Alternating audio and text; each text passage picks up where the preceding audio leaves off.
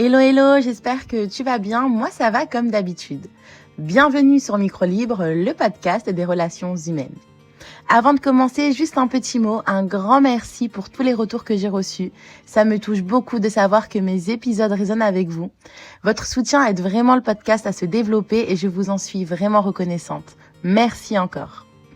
Alors aujourd'hui, on va parler d'un sujet qui touche malheureusement beaucoup de femmes et peut-être toi qui m'écoutes en ce moment.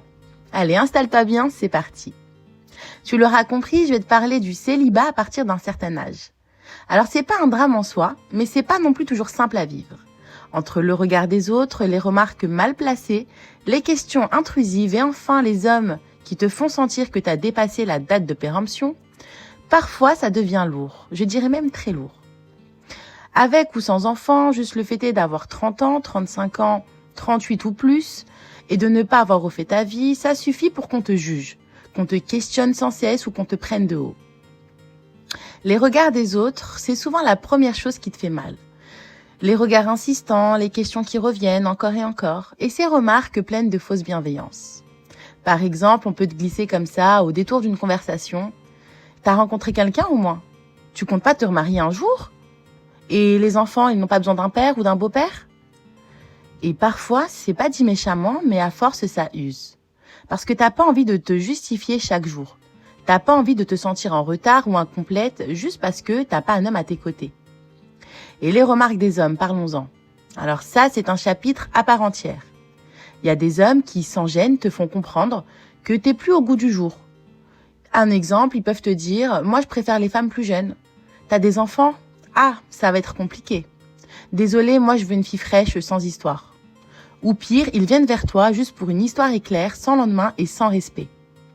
Et toi, t'as rien demandé, t'étais polie, souriante, ouverte, et tu te retrouves face à des gens qui te réduisent à ton âge, ton passé, ton statut de mère ou ta place sociale. Et c'est ça qui blesse le plus finalement. Parce que tu te dis, mais j'ai de la valeur, j'ai appris, j'ai vécu, j'ai donné, et pourtant on te traite comme si t'étais une case en trop. Comme si finalement, ta vie était finie, et que t'avais plus le droit au bonheur juste parce que t'as vécu. Du coup, forcément, la culpabilité commence à s'installer. Avec tout ça, forcément, à un moment, tu culpabilises. Tu commences à douter, à te dire que peut-être t'es trop difficile, trop exigeante, trop tout finalement. Tu regardes autour de toi, tu vois des couples, même bancals, et tu te dis, au moins ils sont deux. Mais ça, c'est pas le but. Le couple n'est pas une médaille, et le célibat, ce n'est pas un échec.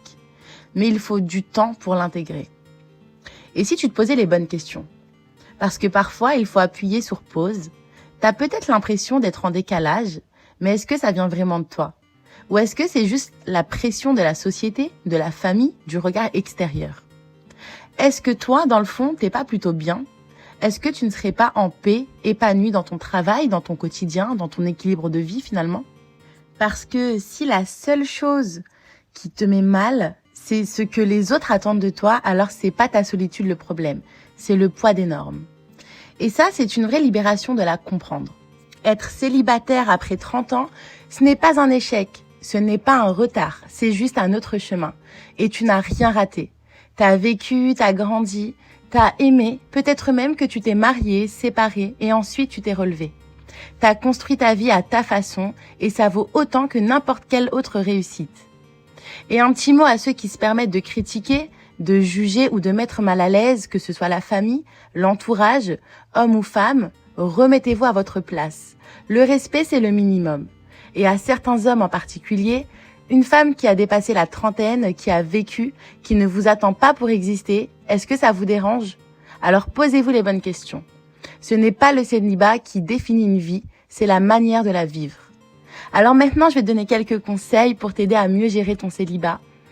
Premier conseil que je te donnerai, c'est évite de culpabiliser. Le célibat n'est pas une punition. Tu n'as pas échoué, c'est une période de vie, ni plus ni moins.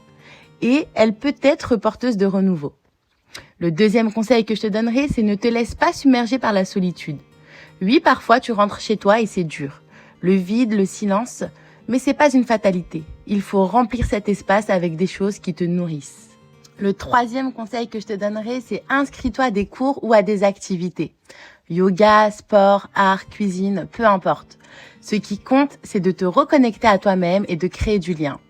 C'est aussi une belle manière de faire des rencontres en direct sans passer par les applis et surtout des personnes qui ont les mêmes points d'intérêt que toi. 4e conseil que je te donnerai, c'est fixe-toi un objectif personnel. Un projet même tout petit, quelque chose qui te motive, qui te donne une direction. Tu as besoin de te sentir actrice de ta propre vie. Rappelle-toi que tu as le droit d'avoir des exigences. Ton âge, ton parcours, ta situation, rien de tout ça ne doit te faire croire que tu dois tout accepter par défaut. Tu mérites le respect, l'attention et l'amour. Et tu as le droit de dire non. Le 6e conseil que je te donnerai, c'est apprends à aimer ton parcours, à aimer ton âge et sois fier de ton quotidien. Tu assumes tes enfants, ta vie, ton travail et c'est déjà énorme. Le fait que tu sois stable, que tu avances malgré tout, c'est un vrai signe de force. Donc, ne te rabaisse pas par rapport aux remarques qu'on peut te faire. Le 7e conseil que je te donnerai, c'est travaille sur ton assurance. Les bonnes personnes seront attirées par ton énergie. Si tu rayonnes, si tu respires la paix intérieure, si tu dégages du respect pour toi-même, c'est ça qui attire. Mais si tu te replies sur toi, si tu ne sors jamais, si tu te positionnes comme une victime, tu vas attirer les gens qui chercheront à te rabaisser. Il faut inverser la tendance.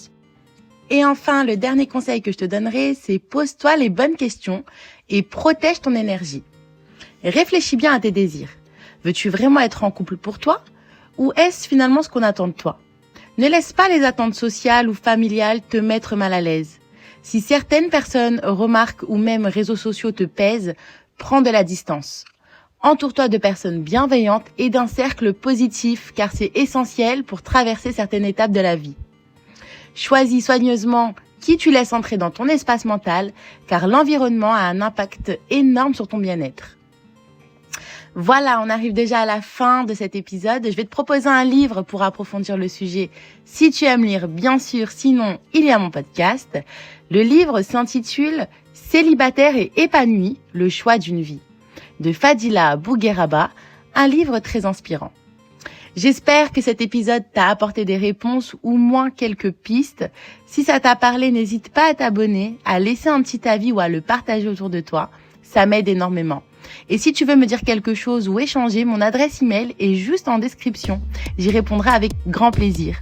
Merci d'avoir écouté Micro Libre. On se retrouve tous les lundis matins à 6h pour un nouvel épisode. Ciao, ciao!